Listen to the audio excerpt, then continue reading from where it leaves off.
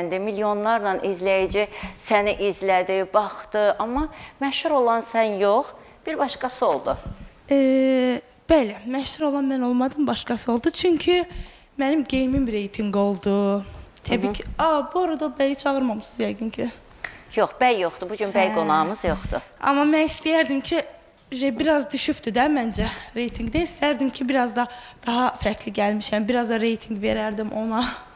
Biraz da qazanardı da, yazıqdır. O kim idi? O bəyin adı necə idi? Vallahi Həmidi idimi, Həbibi idimi, səhv eləmirəmsə. Həbib İbadov.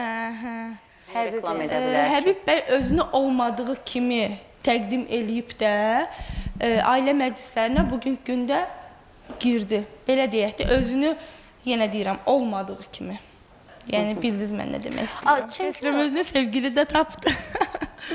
O videodan sonra. Necə sevgili tapdı ki? Gördü ki, mənlə gündəm öldü.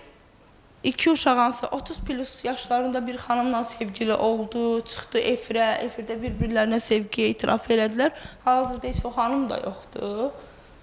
Zeynəb olmalıdır xanımın adı, səhv eləmirəm. İndi mən buradan üzümü Həbib bəyin valideyninə tuturam.